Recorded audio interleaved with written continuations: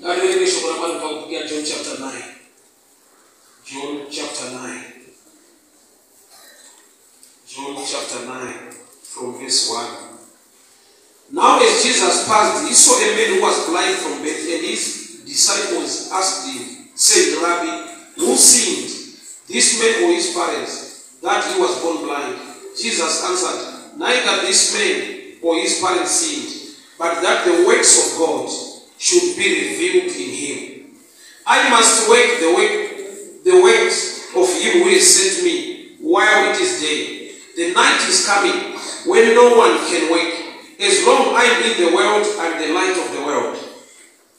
When he had said this, he spat on the ground, made clay with saliva, and he anointed the eyes of the blind man with clay. And he said to him, go and wash in the pool of Siloam, which is translated beast to be sent. So he went and washed and came back seeing. Baba tunamtenda ni kuna mashokoreni. Taurai kupenyo hii. Wanaweza tamiri na mtoto wa penyo. Usimu wa kusindiswa, profit wale kugoneswa. Jina la Yesu Kristo wa Nazareta. Amen. Baba paita ya kuporeswa kwa mrume akamere kwa lili bofu. Asima poresero akaita Yesu aka demonstrator. Jasna vile aita kule wangu remember atiporesa mrume blind Bartimaeus. Akangotwara izwire kuti chiona Bartimaeus ndo kubatanga kuona. Asiyadabereka pano ndekuti murume uyu Yesu wakafira matepasi ndokukanya ivi nemati kwakuisa mumeso emurume ndokumutuma kuti enda unogeza. Ndiye Yesu aigona kumuti chipora sezvo akaita kuna Bartimaeus murume uyu akapora. But on this text, on this note, asarudza imwe nzira iri a bit strange nekuda kwekuti tisinganyanyodiwa mumeso kumaziso ivhu rikapinda mumeso ako unotodetseka uone ukamisvaka pane mvura kuti ugeze. But Jesu ari kushandisa tisingadiwe nemeso kuti meso ave restored. Mwari vane zvimwe zvavanoita muupenyu hwemunhu zvokuti unogona kufunza kuti havasi Mwari. Nokuti dai murume uyu aiva neexperience akambonzwawo kuti Jesu anoporesa mapofu, obvunza kuti nderipira akaporesa kuti blind Bartimaeus akutoona, akaporeswa chimudzii, akamudanidzira ndokubva anzi naJesu chiona. So by experience aigona kuti achiiswa mavhu kumeso obata ruoko rwaJesu obvunza kuti ndiani ari kundidaro, onzwa kuti ndiJesu ndinoda kuti uone, aigona kudhauta kana kuramba kuti aiwa Jesu haadaro. Tine kunamata kwatina kudzimwe nguva kuri associated ne-experience tichileka the revelation. Iye anoti behold I do a new thing. Ndimwari unoita zvicha. I love testimony, I respect my testimony antaura guru waMwari. But on the other side, testimony inotaura munhu anenge achitaura zvaakaitirwa. Kwete kuti ndo maitiro achaitawo Mwari mune zvako. But ari kukusimbisa kuti Mwari vanoita zvinhu. But mandiri vakaita nenzira iyi nokuti ukabata testimony yemumwe se-formula you'll be disappointed. Imagine dai murume akaunzwa kuti Bartimaeus raiva bofu haana kuiswa mavhu akangodzichiona. Iye paincident yake otanga kuiswa mavhu aigona kuti aiwa Jesu haadaro, ndakambonzwa nezvake. Tine vanhu vaamasinia pakuziva Mwari, iye Mwari wacho ari Mwari anoshamisa. Tinoita kuti anzi anoshamisa uye anogona kuita zvicha zvausina kubvira wanzwa muupenyu hwako. Blind Bartimaeus ane style of healing yeweti yekungonzi receive your sight. But pano tine murume ari kuiswa mavhu kumeso, yeti mavhu mumeso haasikaiti.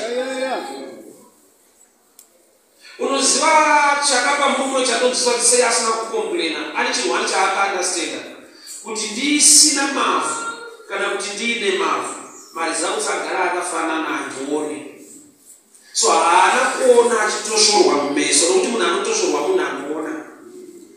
Bofu rikaendwa nemavhu mumeso zvasiyana nemunhu anoona aendwa nemavhu mumeso. Why? Because ukaendwa nemavhu mumeso uchiona unenge usisaone. But kana usingaone mavhu akaenda mumeso, mari dzawo acho agara ari mamwe chete. Ungageza hapo uchibvisa mavhu, but chaunoziva ndechekuti ndagara ndiri bofu.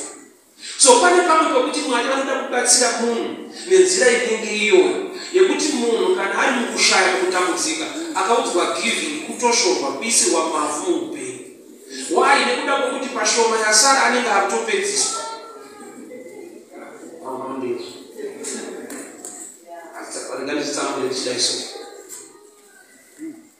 Munhu anobva kunyika ukaparidzirwa kuti Mwari anosumudza marombo upenyu hwako hunochinja, nhamo yese inopera, uyaona matemari obva kuya muchechi agara mufundisi avaende kuofisi kunotora mari uya kuzopa munhu akati nhamo inopera, vanobva vaimba soro obva vati chiunzai yasara. Unofanira kuti chechi ika iyi vari kundimukira, havachada kutisimuke. Why? Because vakutoisa mavhu. Ndaitarisira kuti kind of help yaungawana kana usina mari uya kuzopiwa imwe kuno, gamba kana usina mari uchitambudzika kuti chinetsa kwauya muno teta kuda yasara. Zvokuti weibva nesoro zvinenge hazvina umwari vanenge vada kundipedzisa. But munhu anofanira kunzwisisa kuti chakamboita kuti ndive neshoma ndishayiwe zhinji iatake.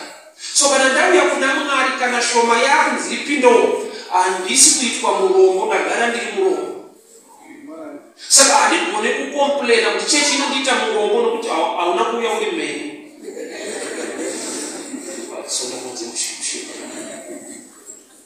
Chechi haisi kuita murombo, haisi kukutorerai nokuti wagara une mweya unokutorera, unokusiya une zvishoma kuwadzisa. So pane kuti munhu atange kukomplaina kuti sei chibata shoma, anotanga kukomplaina kuti sei vanoda kutitorera shoma. Yeti kwawa kuzviita manje uri kuzviita muna Mwari akatendeka. Difference ndeyekuti kunyika unogona kutsotswa, but muna Mwari mune ropafadzo uye Mwari wakarurama. So murume ari kuiswa mavhu mumeso ende haasi kukomplaina nokuti anoziva kuti even ndisina mavhu ndagara handioni. Usati watombounza yawina yacho ishoma indaikwana. Mwari vanotuma Elijah kushirikadzi. Shirikadzi yoti nini mwanangu kana tadya ndopaticha tofu. Unati aitoziva kuti zvishoma. But muzvishoma imomo zvichiuraya kudaro mweya wekunyima wanga uripo futi. Ati inini mwanangu tikadya tinobva tafa. Zvinouraya izvozvo anotonima futi, anototsika-tsika nezvinotouraya zvacho. Asi kuti kana tadya tobva tararama samukati dyira tinofa, ayo ari kuti isu ndiri tu tikatodya tinofa. Saka munonyimirika zvagara mukungofa. Saka unozonoti pane mweya unenge uripo kuti munhu atadze kusangana neblessing yeupenyu hwake. Jesu ari vaakaporesa kwete nenzira iyi. Blind Bartimaeus akangonzichiona nokubvawo. But pane murume uyu Jesu akapfira matekasi wakakanya ivhu akamisa kumeso. Ndokubva amutuma kuti chienda unogeza kurwizi Siloam.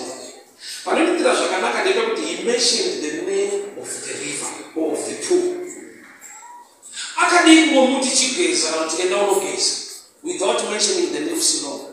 Siloam ukaiverenga Bible rati which means to be sent kana kuti kutumwa. Rwizi runonzi Siloam runongoreva kuti kutumwa. Jesu ndiye akatumwa naBaba kuponesa vanhu. But murume aribofu asangana naJesu, Jesu anobva amutuma futi kuno rimwe rwizi runonzi kutumwa.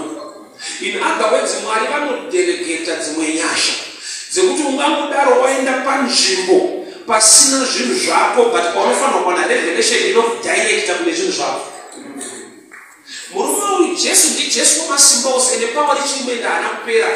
Akadi kuporesa munhu.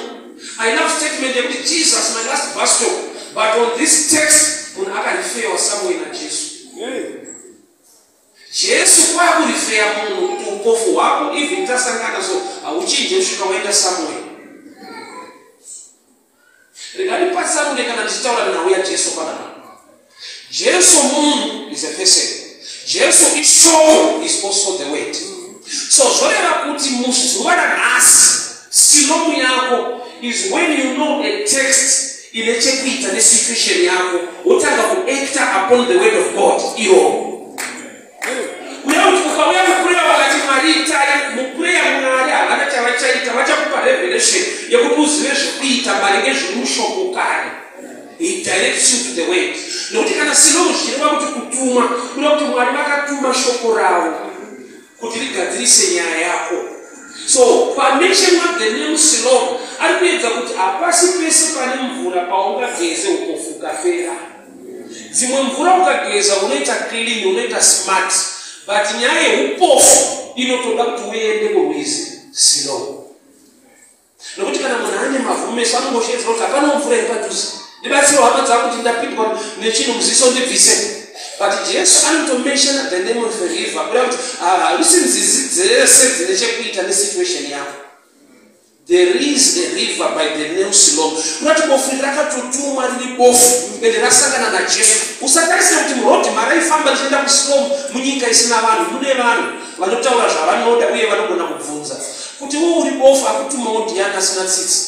Iwe uri bofu kwazvo kuzadza mavhu kumeso ndiani. Vanhu vasingazive kuti ndiJesu akuita zvinhu mauri vanokunzwira tsitsi iwo chibatsirika. Saka utoona pane nguva yekuti vanhu vekunyika vanoita kwanda kukansera saka chitokukanzura. Because havasi kuziva pfungwa yaMwari pamusoro peupenyu hwako. Vane pavakatiita muvhangeri kuti panze murodhi vanga vaisa mavhu paneche yangu seboys kunenge kumakiswa. Why? Because vandakafunda navo vakatombouya parengi tichiparidza vakati kwamiri zvechechi zviri right patapolo timakisa parengeresha. Beware of good people who are not godly. Murodhi richienda kofuna kutosangana nevanhu vanotobvunza kuti akutumbawo ndiani asina tsitsi. Kuti Jesu weNazareta unzi aiwa hakuye paJesu ane tsitsi hakutanga kuti zvaanoita. Uripo ofudato mukupa munhu akubata ruoko. But Bible Jesu akamuti enda anati vadzidzi vake perekedze endai naye. He was sent alone as a blind man. Aine mavhu kumeso. Macomments ari murodhi hauwapedzi. Rwendo rwokunamata Mwari rine macomments ari negative kubva kuvanhu vasingazive Mwari. Usambofa wakatrasta kutaura kwavo nekuti havazive Mwari wako kuti anoti kudii muupenyu hwako. Beware of good people. Musociety mazara good people who are not godly. Vanhu vari right vasingazive Mwari.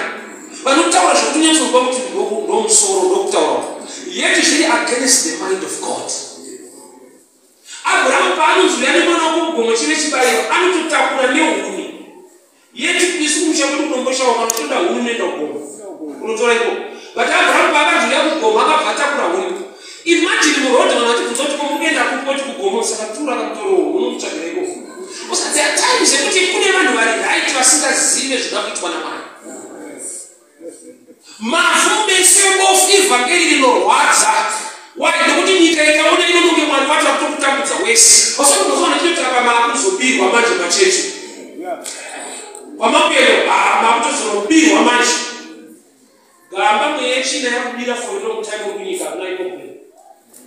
Uma kwakaita upenyu hwako neshoma yaunobata kune mweya inobata. Favor yezvizhinji hakuna nongokudza kuti iwe nhamo. Unosati vanhu vanoda kuti ukaita mari wotresa kuti waiwana sei. Ukaita nhamo havabvunza. Havatresi kuti vanhamo yakanyanya waikwana sei nhamo. Nhamo vane basa nayo vane basa kana wabudirira.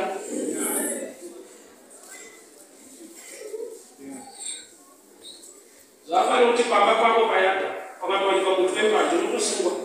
Pakawanikwa gold unotonzarisirapo mverenyika. Kana iri mbanje neyaugoride mune-states yonature yemunyika haumufuna kuti ari pamba pake museri haapinda museri harisirapo. Why? Nokuti igold rine value. But kana iri mbanje yotsanunga. Macomments evanhu murodhi ari negative anoda kuti uzive kuti kuita zvinekuda kwezita raJesu. Shamwari dzangu dzakataura zvavanotaura nehama dzikataura zvatinotaura kuti usimbe zvaakutira zvechechi havadi kushandako mama. Unizoti vanenge vataura zvine musoro kwete zvekumusoro zvemumusoro. Kumusoro kuti rova shoko mumusoro muchiti aiwa inungo usimbe chengete muchishanda mabasa. Ngwarira vakutaura zvekumusoro kwete zvekumusoro. Along the path yekuenda kuSiloam haisi nyore. Pese pane breakthrough yako pane vanhu vaunosangana navo vanoda kudzidzisa pfungwa yaMwari. Hakuna nechachiya kufanira kuti waiswa mavhu naJesu hawa kutoona vari majaha beta. Havafare. chiso chakutokuomesera. So along the path akaenda arikuenda kuSiloamu. Nokudaro vanotopfuura nepane mumwe mvura. Vanhu vakati wadi kugeza pano, pasapane pano pekuti unopindirwa nevanhu, iwe wakamirira kupindirwa naMwari. Blind Bartimaeus akazvidiscover kuti vanhu vari kunditinyarara haasiri. Handione hangu but type haisiriyo. Why? Ane zvaaiziva kuti Jesu ane ngoni. So munhu wese ane ngoni ane nyasha ana rafu.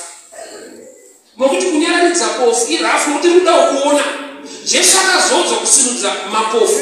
But bofu rikashedzera kune vanhu vanoteera Jesu vari ministry yekunyararidza mapofu.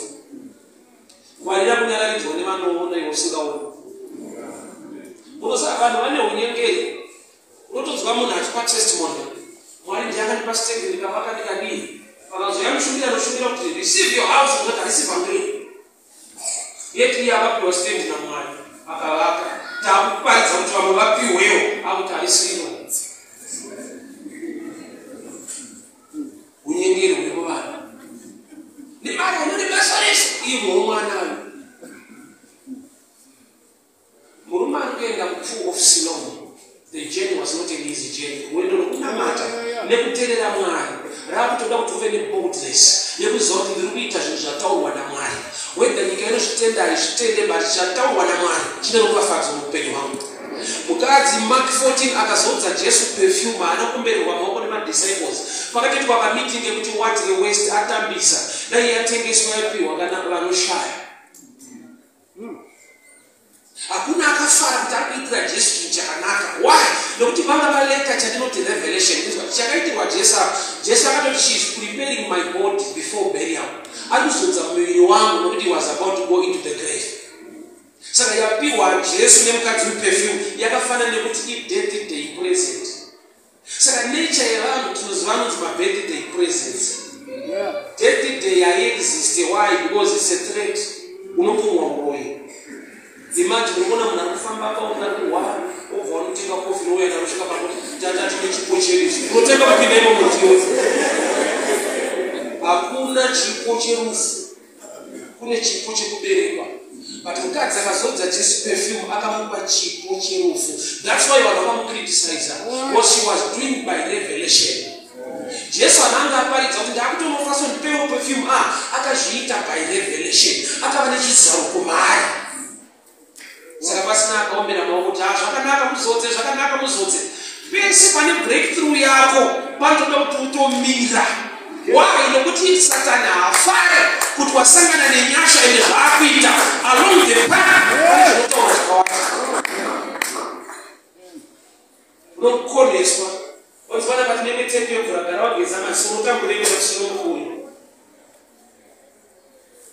That's why sometimes I expect people when I have kure vachifambira shoko raMwari. Kune kereke dziri mudhuze dzavasiya.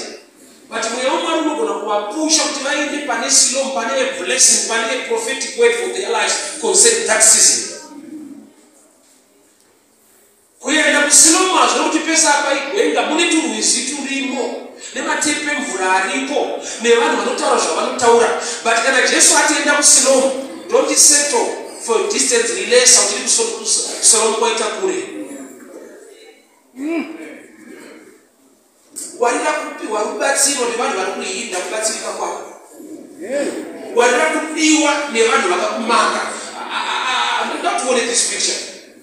Vakadzi vari 2, 1 Kings 13:16. Vakadzi vari 2 vaibvira mwana pamberi paMambo Solomoni. Vakasvika vachiti ndiye wangu. Vese vari kuti ndiye wangu. But nyaya payakasvitiridza kuti mambo vabata banga pane mukadzi akati chiurayai. But haana kuuya achiti urayai, auya achiti ndiye wangu. Kurati unogona kudiwa nemunhu anoda kuti uruchekwe.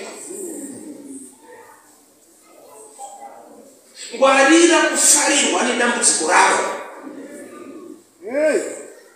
Joseph Potifa vari kukufarira havadi kuti uende mudestiny yako. Inenge favor nhasi but iri blockage padestiny. Ngwarira kuti parwendo rwokuSiloamu kune imwe mvura nedzimwe nzizi dziri pedyo nevanhu vari right vasingade kuti uone. Why? Nokuti ukageza chero pawageza hazviite kuti uone nekuti Mwari havariri newe.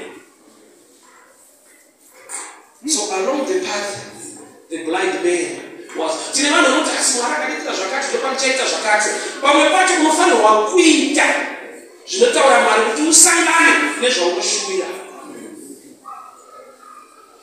Vanamai vari vaviri vairwira mwana, but pamberi pamambo kuna amai vakati chiurayai. Kurati vainyepera kuda nokuti wakaipa akauya kuzopa kuparadza nekuuraya, but pamwe pacho asati aparadza anonyepera kuda. Herod akati kumawise men kana mamuwana muve muchinditaurira, because I also want to worship him. Mwari ndiye akatoziva kuti aiwa is jealous, he wants to kill the child. Ari kunyepera worship, ari kunyepera kuda, but ahadi. Warira kudiwa nedambudziko, warira kugamuchira problem yakapfeka jaketi rakanzi love. Judas achida kubitira Jesu akashandisa kisi isimbu yerudo, but Judas simbu yerudo akashandisa kubitira. Nhamo dzedu vazhinji dzakabva pakuti kune vakatida tikavada tichifungidzira kuti vari kutida, ivo vachida kutishandisa. Nanda kuabhusa munhu anoyepera kuda. Murume aramba wakatsikana 7 kana kufunda wechi8 ndonetsa wakuenda kuti munyama wangu kana andena kuti chii abofa ndonetsa uye utraiba ndonetsa ayo ada unozokona wana izvi saka vachienda varira kudiwa nezvisikabude. Along the path epsilon kune dzimwe nzizi dziriko, but nzizi nechekuita nekupedza upofu hwako. It's a revelation yaunowana kuna Kristu. Ini semubhangeri ndakazviandastenda ndikazoti handisina pressure yekuti wese angaparidzira ngauye kuchechi kwedu ngaaende kusiloni kune chekuita nedestiny yake. Munhu wese ari designed naMwari kuti aende mu-right place ine chekuita nesituation yake. Vafundisi vakawanda dzizi dziriko. Mwari vachitoda naAbhurahama kuti uya ndikuratidze kuland of Moriah at one of the mountains. Genesis 22. At one of the mountains, which means Moriah was a mountainous place. Ndakazvikuti Nesa was there. The land of Moriah. Ine makomo akawanda. But Mwari vanoti kuna Abraham, at one of the mountains that I'll show you. Kureva kuti ukaenda pane gomo chero gomo land of Moriah, you will miss the right mountain. Genesis 22:14. Inoti and Abraham named the place Jehovah Jireh, meaning on this mountain God provides. Zvoreva kuti the mystery of provision yanga yakavigwa kuenda pa right mountain. So kunamata church anenge makomo akawanda, but pane chekuita ne breakthrough ne blessing yako, God must open your eyes so that you can see. Tine vanhu vakageza maziso akachena vakaramba vari mapofu nekuda kwekuti pavakanzwa tendai kusilomu pane akavashedza padhuze kuti munofanira kufamba pagezera yako. Inda asina dzidziso kusilomu kweso iwe uri bofu kwaukarovera kwaukadii gezera ini maziso apatu zvinoita mushi. Vakageza maziso vakasaona vakaramba vakunyengetedzwa. Usati kana munhu achida mamembers asingade masouls anogona kucreate vhangeri kukipa uri problem achinyepera kuti hauna faith. Hakushaya faith. Uchitotsaniswa rova madry fast rova madry yet hausi pasilongo. Silong it means to be sent. Kureva kuti silongo yakatumirwa kupedza upofu hwemurume. Samurume uyu kuti aende kusilongo zvinotoda kuti ave neboldness yekuti chero chichamuka along the path I will get there. Zvinorwa nesu kusangana apete maoko kuti unamata musiye. Ili shoko rezvokwadi rikaparidzwa kuti urirarame, the devil still fight you. Saka anonetsa munhu ari rova ndiye anonetsa munhu apa basa. Nokuti moshandira mahara ushayi kuti ndimboshandirei. Satan wacho anoshifta at every level. There's a new devil. Anokunetsa usati waroorwa ndiye anokunetsa kana waroorwa. Anokuchinja manetsero. Madhimoni anoita kusabhita kune rimwe. Kuti aita breakthrough haaroorwa manje chitambai naye ikoko. Imi munonetsa vakaroorwa. Every level mesi yakunoyemura ukasatya Mwari nekuda Mwari ini madhimoni anopareta murengi mavalevhosi iwayo. Dai Mwari andisiudza ndaenda paposition, dai Mwari andisiudza ndaenda pamusoro ipapo pane zvepo zvinotoda kuti urambe uina Mwari futi. Chese chine value ukasachidedicata muna Mwari, the devil haambofana kuita maoko. Saka uchiona kuti munhu wese anoda kuva nehigh position authority in life, especially for example kana kuva president vanenge vafamba nemotaketi nepfuti dzenu yaendei basa rakanaka is the highest job ringadeserve nemunhu even politically to become a president of a nation, but in that position unovengwa stereki.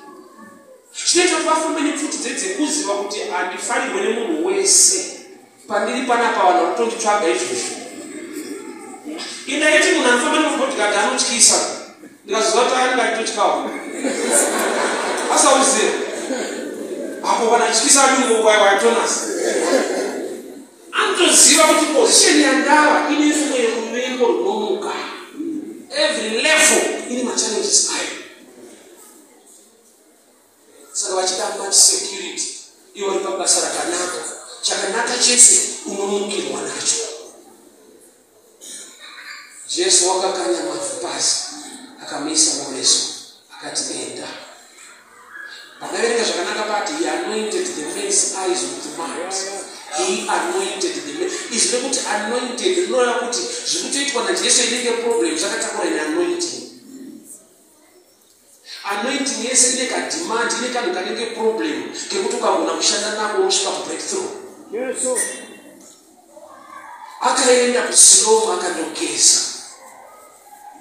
Rume ndinoziva kuti dzimwe nguva aitogezawo iye pachake, but this time paaenda kurwizi atumwa naJesu. Paaigeza mazuva ese akaziva kuti ane tsvina anogeza, but this time haasi kutumwa netsvina kugeza, ari kutumwa naJesu. Chikonzero sei wauya kuchechi chikava naJesu mukati? Ndaona upofu wapera. But mareasons nawo anogona kusiyana kuti zvako hazvina Jesu mukati, kungouyawo kuti utangire nevamwe.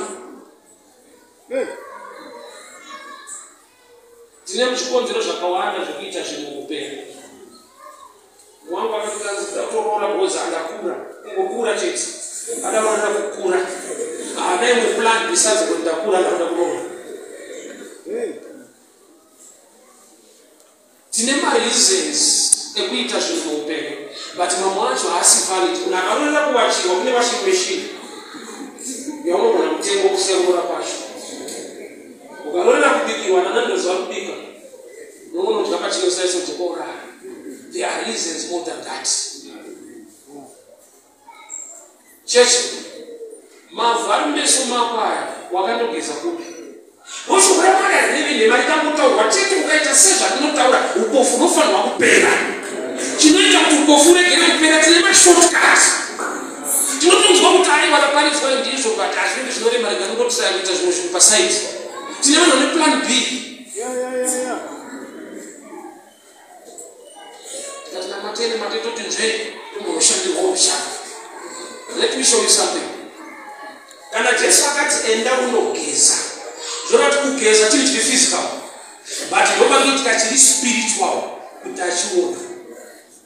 Saka nechihwani chandakayemura kumasoro indakamoshandirwa. Matestimony unotovhunda shuwa taitomboshandira saka takuziva Mwari zvedu. Taitonzvenga toendaiko. Saka waona musikana uya kuti handisi kuroorwa kubvanzi matombo aya. Kugeza kuseni masikati manene. Iprogramu yokugeza kuseni. Shuwa unotoroorwa. Kugeza chete kuseni masikati manene. Hawatomunhu. Why? Because pamwe pacho unofunza kuti mweya wechina iri china.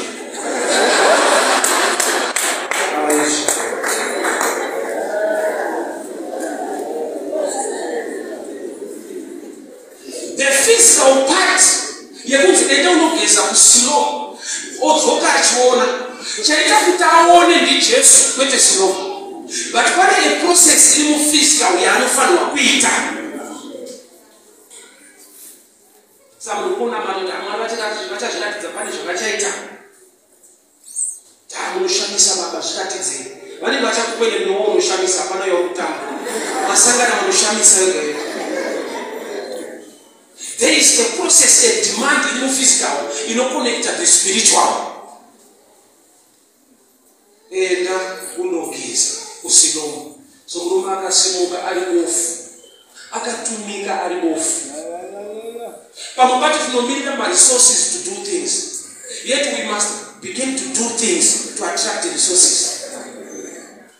Indofuka chakaita kuti Mwari vasaridze Moses to lead people out of Israel. Iye ari kudinina mukoma Aroni varipo.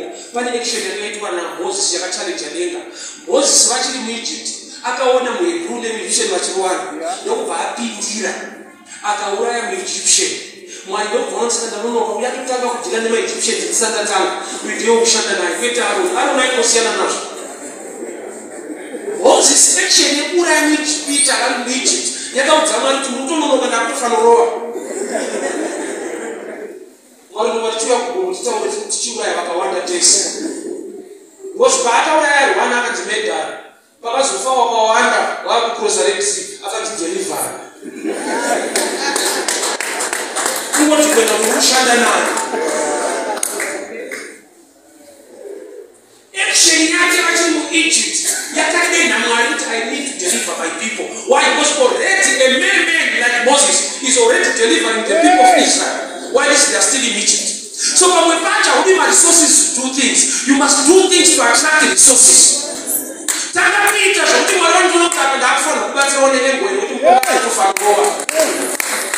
to me 2006 when I started street preaching Guadana. I found my talk when I first to town locality. Loko Mwari ndo kwa wano nda unafano roga upeta straight mota akasiki. Mota sasa wende Mwari watu zona ndato kuna first nda farm. Loko ndopa. Iyo Mwari ngaba ndipebete ni magari. Ndaregera muno wangu. Kwete kuti aishe mota chepa ndichakoroga shoko ishe. Ukatendeseka muzvishoma mwana unokutrasta nezvizhinji. So at the actual level begin to do something. Life yako isemwe kuti zvizhinji zvikauya uchaita sei pazvishoma zviripo already. Don't wait for resources kuti uzoita zvinhu, but begin to do it in a smaller way to attract resources. Moses vasati vabuda muEgypt akatombouraya muEgyptian vachirimo kuti arikurwira mekwake. So Mwari pavakatarisa kuti ndakapa promise kuna Abraham kuti vanhu chavakuisa panhapa, but Mose atotanga ndisandatanga. Koma Aroni varipo, Mwari anakuti Aroni hakuna akatanga ashedza Moses. Akamita Elita koma varipo. Why? Nokuti akava neshungu nemwoyo nezvinhu zvaMwari. Nzira yekuSiloma ine vanhu vanotaura zvakawanda. Ropafadzo yavo iri pano. Unosangana nevanhu vanokudhaivheta kuti dai mauya kwedu. Dai mauya kwedu, penyafa, dai mauya kwedu. Yet Mwari vaitoziva kuti we are in the right place. Uri paSiloma, breakthrough iri kuuya, meso ari kuvhurika. Hakushaike vanhu vanokudzama mashoko kuti but kwedu manje ndokuri powerful. Mubviswa panzvimbo pane zvavo. Havashaike. Pakuda munhu anoti aiwa Mwari vakandiisa panzvimbo ine chikonzero. It's a matter of time. I'm in the right place, but it's a matter of time. Those who are catching it and moving up beside 38 years. Yeah. I thought when I was watching it's a matter of time. I'm here in the Marikana. She can be part of Susan. Because I found out for 10 years. But why do you want to 10 years, 3 not see but 20 years, I found a but 30 years, I found a but keep in that place. I'm in the right place. My case is a matter of time. Unobviswa panzvimbo pane zvinhu zvako nekuda kwokuti haugone kumira neboldness uchiziva kuti Mwari vakati ndive pano. So murume wakasvika kuSiloma ndokubva ageza maziso akadzoka akuona zvoreva kuti akaenda asingaone akadzoka akuona. Breakthrough yake yakaitirira paakaita obedient to the word. Asvika kuSiloma akageza meso. Paari kugeza mavhu ari kubvisa upofu. Ufunge kubvisa kunokonzera kubvisa matambudziko. Paari kugeza mavhu ari kumeso ari kubvisa mavhu achipinda mvura. Paari kubvisa zviri paari ndo paari kubvisa dambudziko riri paari. Dambudziko nderekuti hauri kubvisa zviri pauri kuti ubvise dambudziko riri pauri. Paakabvisa mavhu mumeso ake aitobvisa zvese neupofu. Hama dzangu kubvisa kune mystery yebreakthrough. Indakati maybe nyaya yekuti giving isubject yakakura zvekuti vanhu vanotanga kudzidziswa kuzvifa vasati vadzidziswa kufa. Nekuti kuona munhu achiita mabhanana atengerwa kana kuti arwara, nature yake yakazvimaka haadi.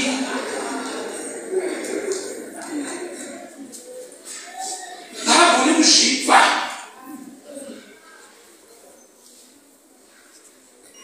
Varipo vanhu kutoti ukaona ane chimwe chinhu chakanaka panamuitira, iye pachake chakanaka haadi kuzviitira. Kana kuipa compliment yakanaka anozvishora iye pachake. Usaka munhu ana mudzidziswa kugamuchira zviri pari zvakanaka. Pamutamba machena bachira makawari right kuti aiwa ibhero. Andakubvunza kuti ibhero here. Kune vanhu vandamuzvidzikisira.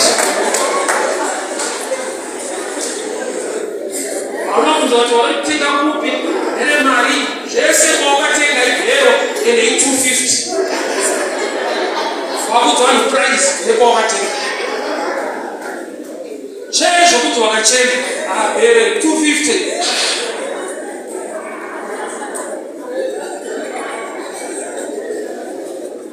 Now we give you this subject yekuti inotodzidziswa munhu kuti agone, and practice makes perfect.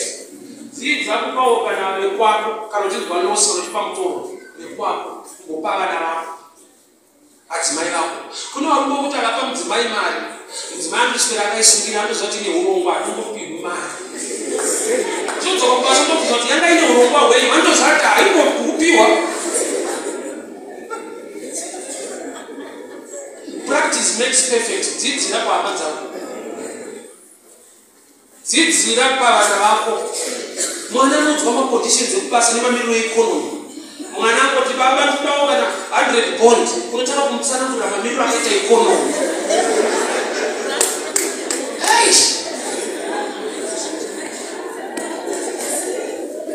Economy yese vhuku mwana kuti ata 100 bond. Kana zvichirema pafamily yako Mwari ngakubatsire. Because subject iyoyo haina shortcut. Murume paakanogeza murwizi zviri paari zvichibva neupofu huchibva. Hama dzangu kune upofu hwekuti kana zvabva zviri pauri unoona. Jesu anokupa vhangeri rekuti zvandaisa pauri ukanozvibvisa iwewe zviri pauri pane chichabvawo futi. Pauri kubvisa pane problem iri kubva.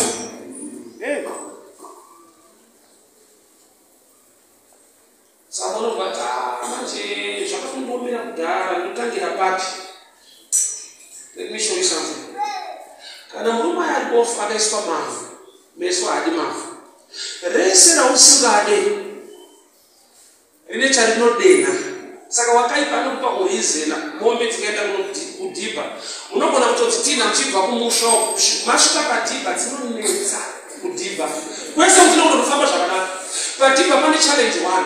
Mune mushonga unoiswa mumvura une kakunhuhwa kanoita. Mombe ndo inofembedza yonzwa, uye zvikwekwe zvakarumira pamombe zvinonzwa kuti patasvika pano tiri kusara tinokufa. Saka chikwekwe hachigoni kudzika, mombe yakakura. Pachine reasoning manje zvinowirirana kawanda. Ngatinyanyorumai mombe ifungidzire kuti patasvika panorwadza. Saka mombe inoita nide kutiza padhibha hakusi kufunga kwayo. Mafungire zvakaruma kuti pakudhibha tafa. Saka iwe kuti takukuma sere unotiza wega.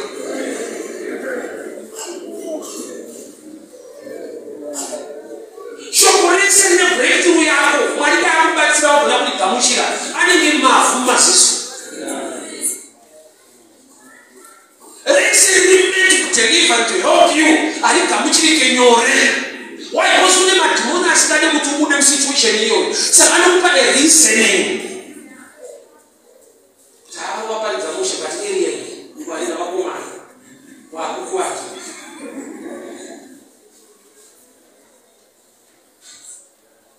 Faro nguva yekuti vana veIsraeri vabude muEgypt, Mwari ataura naMozisi. Faro aita akataura naye naMozisi anga ane strategy yekuenda neBheseri onoudza mafombe anoshandisa vana veIsraeri kuti wedzerai nhamba yezvidhina, haisai kana huni kana mashango ekupisa zvidhina, wedzerai nguruva ivanhu. Saka vanhu vakapedzera vakapfunzira kuti Mozisi ndiye ari kukonzera kuti vaomeserwe. Gama Faro anotoziva kuti ava vakaomeserwa kubasa chava chazoda better working conditions kwete kubuda muEgypt. Unati vakapedzera vakunegoshetera kushanda kwakanaka ivo vasiri vashandi dziri nhapwa. Muri China ine strategy yekuti kana kuti upiwe pfungwa dzekuti chatsvagawo stand yangu ndivake, wakaipakaza kuti breakthrough yapedyo unorudiswa pakanaka pekunyazonzwa kuti andazorora. Vasingambonzwa munhu andichairman wakaroti nyembe idzo dzikanyatso kugara uitsvake unonzwa ndikuluza ushe hwangu.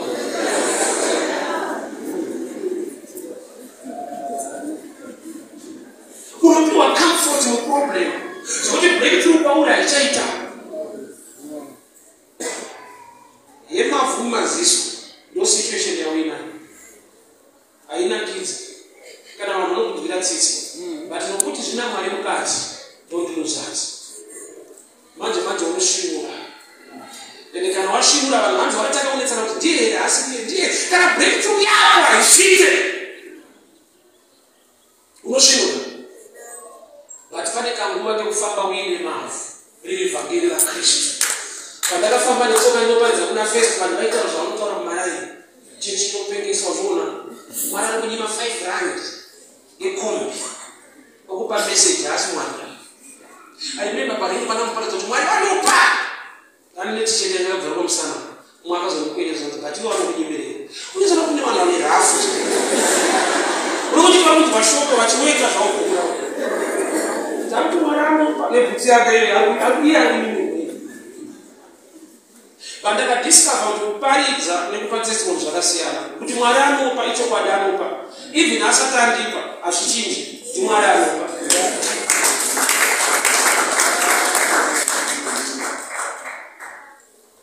Pese pane mavhu mumeso iprocess yenyini yako, don't complain. Ukangoziva kuti zvina Mwari mukati, Mwari vari kuita zvinhu muupenyu hwangu, nyangwe zvichirwadza zvichirema zvisingakupi kana chiremerera musociety, very soon they will respect you. Very soon they will respect you. Why? Nokuti haurambe uri bofu. Kana Jesu aisa mavhu ukateerera zvaanotaura, the same people vaikushora uri bofu, they will celebrate you. Learn to resist the ideas of men and walk in the path of the word of God. Vanhu vari dangerous. Vanotadzisa munhu kuenda muslow, vanopa mvura iri padhuze. Kune imwe favor yaunopiwa so iri betrayal. Kune imwe favor yaunoseterwa so iri betrayal. Why? Havadi kuti uende mune zvinhu zvinopedza upofu hwako, vada kuti uve bofu rakachena. Freedom yakakosha kumusungwa. Asi anongonzwa maprisoners anoti kana mune chichemo here kuti atakumira kuti mutipenderawo jeri muite zvakati. Jeri kana ukapendwa une 50 years mumwe wakatonyura. Chaanoda iye freedom kwete jeri rakanaka. Wakaipa ngaaregere kukudzivisa kusvika pasinomo. Kusvika pasinomo kuenda mawakanzi naMwari uende, kuita zvawakanzi naMwari uite. Why? Nokuti akatendeka urambe wakadaro. Upofu unofanirwa kupera. Upofu hwako handizivi kuti uri pamari here, uri pawanano yako here, uri pabasa rako here, but upofu ihwo nekuda kweshoko raMwari unofanirwa kupera. Uchipera sei? Take the right path. Resist the ideas of men. Rakaivwa pano vanhu vane zvavanotaura pasi. Nyika inotaura, ikonomi inotaura kuti usati wavaka kumusha wadati wavaka pachechi inda usina kurongeka vana vanogara muchechi here. Uchizvanidzidzo inenge good idea kuti handingatengere chechi kana isina kumusha kwandakavaka oramba yeti vari kuvakwa ipapo Mwari vada kuvaka upenyu hwako. Iye advantage Mwari vakakupa zvekuita assignment. Yeah. Unogeza ukasaenda unoramba uri bofu ndiwe. Ukaenda unodzoka wakuona choice yako. Kuramba uri bofu nekuti waramba kuenda number 1. Kuramba uri bofu nekuti waenda pane rimwe rwizi paside riri easy. Wapiwa mvura nevamwe vanhu vane tsitsi newe but vakamaka kuona kwako. Kana ndanzi ndiende kusilomo mukandipa mvura ndisiye ndikuenda kusilomo. Kana mwari vati ndiende kurwizi silomo musandikonese parwizi ruri padhuze. Why? Kuti handiri kufaitira kuti upofu upere. Paakabvisa zviri kumeso zvaiswa naJesu, akabvisa zvese neupofu. Kune zvinobva nekubvisa zviri pauri. Ukazviresista izvozvo uri kuresista kuona. Chinhu wandichandakaona Mwari hadi zvekuedzwa edzwa, don't tempt your God, don't tempt your God. But pane paanoti ndiedzere pasubject ye akazoti pamara kuti ndashukwa nengoita ngori kuti pamweedzi test me. Asingadi kuedzwa vanoti vati ndiedzere. Why? Nekuda kwekuti anoziva kuti there is an element of doubt nekuda kuti zvakakukomberedza nekutaura kwavanhu. But test me and see the faithfulness of the Lord. Amen. Hama dzangu tinotenda Mwari zvikuru masikati ano. Tanzwa kutaura kwaMwari muupenyu hwedu. Upofu hwako nehwangu in certain area unofanirwa kupera. Uchipedzwa nei kwete neprayer base, being obedient to the words. Kusilomu kukaita kure zvinani ndiende kure ndidzoke ndichiona. Panoswera ndiri padhuze ndiri bofu. Kuswera ndachena ndiri bofu hakubatsire. Kuti handatosukisa panekisa ndatochena kana kuramba kuiswa mafuta ndiri zvemadhaka ine ndiri bofu hazvibatsire. Zviri nani kuva chiseko kunyika upenyu hwako uchivandudzwa naMwari pane kuva a celebrity who is failing to celebrate great life. Ausana kuona vanhu kubuda muTV, ausana kubuda munhamo. Zviri mukasangana naye munodemba kuti ndiye anobuda muTV but kubuda munhamo iprocess. MuTV kujuma nekamera utokubuda but kubuda munhamo asi zvekujuma. Pane basa kuti pane mweya usingadi kuti munhu asvike kusilomo.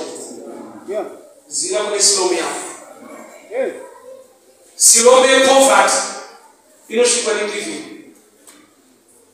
Ukaita shortcut yekuva given yekupiwa hausvike kubreakthrough iyoyo. Why? Unoti kupedza nhamo unoyepera. Hakusiko kunopera nhamo, inopera kwadzinobva. Kwadzinobva ndokusina nhamo. Kwadziri kutengeswa kunonzi kupedza nhamo but vakatopodza. Inopera ikoko.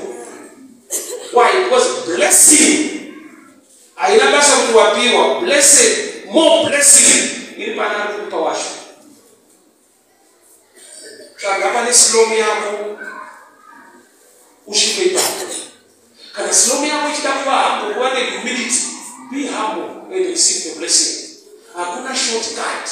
Kana Jesu atienda kwakati zviite zvakati, ikoko ukasasvika hazviite. Ndokumbira siku yetu namanje. Ndolati tinamatire chinonzi boldness against the ideas of men. Ufunge beware of good people who are not godly. Abraham secret yaakakipa kuna adzimai vake yekuti kuti kunocheka mwana mugomo. Akangoti tipinda nemwana kunamata. Aiziva kuti Sara yekudisiva mwana breakthrough anoida. But yekuendesa mwana wacho haakwanisi. Saka akaita secret. A great man of faith was a great secret keeper. Imagine ndayakaudza Sara kuti akunocheka mwana. I was on 9 months munodziziva muri right here. Ina mamupenga nechechi. Hana kucheka chipo chatakapiwa ichi. Even pana akabvunza chienda pagomo kuti baba chibayiro chiripo. Abraham akakipa full secret. Hana kuti icho chiri kutaura ndicho. Chinotiza. Akati God will provide the land. He was a great secret keeper. Pamwe pacho unenge utaurisa kunyika saka vachitoda kukanzina kadzira so. Imbonyara kuti zvinhu zvaMwari wakanyarara. Chandikukuvimbisa Mwari akatendeka. Mwari akarurama. Akasiyana nemunhu. So kana moto wako ndio wangu ndio kuti Mwari pray boldness to get to Siloam. nokuti hapaendeke nyore. Pane vanhu pakata. Pane vanhu pakata unoti ukasangana navo vanotaura kuti unozwa kuti Jesu yatori rafu. Unozwa kuti pastor yari rafu zvakuti ada kutotitsotsa pakata. Pane vanhu vari bo vasina kubatsira vari bo nemashoko. Mwari ngatipe boldness to stand against the ideas of men, to pursue the word of God. Let us begin to pray. Father, we thank you for your word. We thank you for your grace and favor. Upofu wakabata pamali dzavo, upofu wakabata pawanano dzavo. Ndinotaura Baba kuerera kwemvura yepuu yeSiloamu. Ndataura Baba kuerera kweropa raJesu rinosuka zvivi. Ndataura Baba financial doors to be open. Ndiri kunena rwizi rweSiloamu kuti ngaricherera iko zvino pakereke ino panzvimbo ino. Upofu une mwana wenyu pahomwe yake, upofu une mwana wenyu pawanano yake, pabasa rake, pamuchato wake, Mwari upofu wakabata nyambe pamusoro pemhuri yake. It's time for the church to be cleansed. It's time for the church to be cleansed. It's time for the brother to get the cleansing. It's time for the sister to get the cleansing. By the pool of Siloam, there was a healing that took place. Baba ino wasuro nasina mangwana. Papu yeSiloamu panzvimbo Baba, ngaiyerere mvura. Upofu ngauchichaiwa ngauchienda. Nhamo ngaitame. Kubva pameso ake vakati akubvisa zvinonyangadza tamutaura nyasha. Every challenge, every plan of the enemy yakanamira muupenyu hwake ngaigezwe nemvura yeSiloamu. Ngaiyeredzwe. Nezita raJesu. Every plan of the enemy must be put to shame. Every negative voice must be silenced in the mighty name of Jesus. In the mighty name of Jesus. Just be quiet, let me make this declaration. Baba, I decree and I declare, blindness is over. May the river of Siloam flow. Urangayere Mwari. Upofu ngauchipedzwa. Kupema ngakupedzwe. Vana venyu ngavashenda paSiloamu kunogamuchira zvinhu zvavo. Ngavagamuchire michato yavo yakavharwa. Ngaicheneswe nemvura yeSiloamu. Chese chakavharwa mumeso ake, mumaoko ake, mubasa rake. Ndinotaura kuerera kwemvura yeupenyu. The living waters to flow. In the mighty name of Jesus. In the mighty name of Jesus. I decree and I declare financial doors to be opened. I decree and I declare blessings to begin to flow. Bless the work of their hands.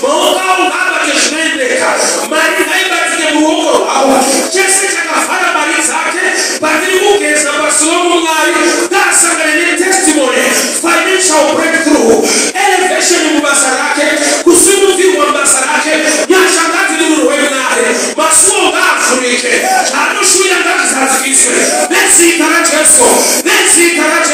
Father, we give you glory, we give you praise, we give you honor. In Jesus' mighty name I pray. Amen and amen. May the good Lord bless you. May the good Lord favor you. Amen.